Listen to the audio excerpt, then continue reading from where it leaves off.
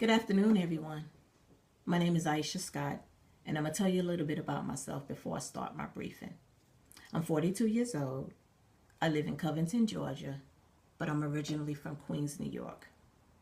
I have two children, ages 21 and 19. I currently work for the state of Georgia, housing the chronically homeless, which is definitely a passion of mine. I've worked for the state of Georgia for 18 years. I'm a junior here at Troy University, and I plan to attain my bachelor's degree in psychology with the minor in leadership. I chose leadership as my minor because I've often held the role of being a supervisor. And in that role, I was told that I definitely have the characteristics of being a great leader. For me, a great leader should be able to demonstrate the skills of communicating effectively. Effective communication is defined as verbal speech or other methods of relaying information to get your point across. Learning to communicate to one another is definitely a vital tool to have. Communicating and saying what you feel sounds so easy to do, but we often lack the skills to do so. One's intentions may be to express what he or she is feeling. However, the person that's listening often perceives it the way he or she wants to perceive it or hears it. One must learn to communicate effectively to ensure a healthy relationship.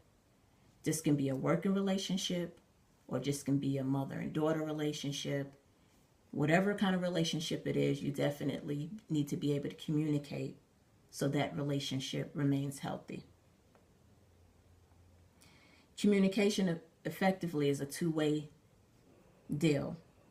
The person that's expressing his or her feelings gets an opportunity to express what he or she feels, and the person that's listening definitely gets to hear what the person is feeling.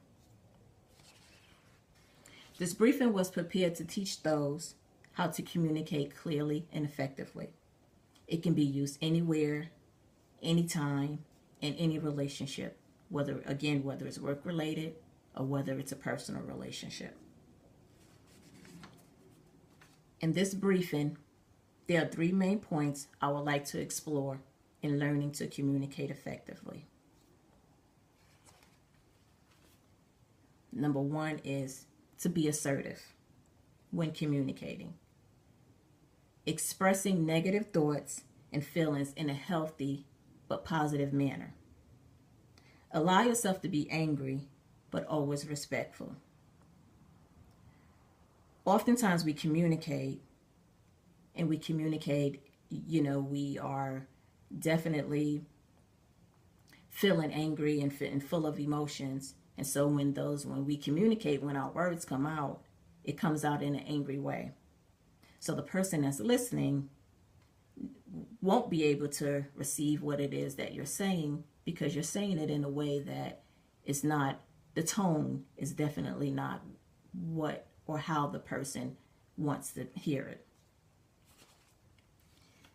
Number 2 is make sure to become an engaged listener, which means if the person is speaking to you, doesn't mean that you have to respond at that time. Just means that show the person that you're interested in what he or she is saying. Oftentimes, when a person is speaking, we often interrupt that person, especially if it's a personal relationship. We often interrupt the person, not giving the person the opportunity to really express his or her feelings. So being able to become an engaged listener allows you to hear the person. Listen and hear the person. We often we just sit there and we think we're listening, but we're not truly listening. So being an engaged listener is very vital to being able to communicate effectively. Pay attention to verbal cues, our facial expressions, our gestures, our eye contact, posture, and our tone in our voice tells a lot in if we're listening or not. It also tells a lot in how we feel about what the person is saying. A lot of times if we are at a training, we often, drift off in thoughts. So we're definitely not making any eye contact with the trainer. If it's a personal relationship, we often maybe get our phones and start texting, although the person is speaking to us. So there are different ways that we definitely show the person that we're not interested in what he or she is saying. So, being able to be in tune, being able to show eye contact, being able to sit up straight and give that person that attention that he or she is looking for, to ensure them that you are definitely engaged and you are definitely listening to what he or she has to say. The benefits of communicating effectively, definitely, you definitely have a stronger relationship from doing so. Effective communication builds strong relationship, again, whether it's a personal relationship or a work-related relationship. It gives us the opportunity to learn and understand exactly what the person wants from you and how to give it to them. Again, that can be used in a work-related relationship, in the workforce, or in a personal relationship. The other benefit is that conflict is reduced. Most conflict is the result of miscommunication. How often has that happened?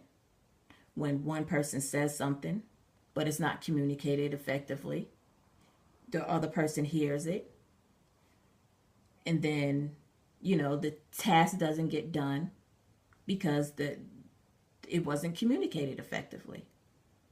So it definitely reduces conflict. When you become an effective communicator, you can resolve conflict and create harmony by bridging the gaps. Again, that can be used in a personal relationship or work-related relationship. The other benefit is you get more out of what you want in life. When you learn to communicate effectively in a way that people understand, people are more prompt to do what it is that you ask of them or that you want of them.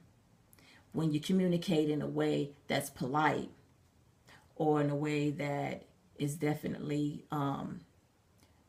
charming, well, not necessarily charming, but is definitely the person can understand, he or she that's listening would be more inclined to do what it is that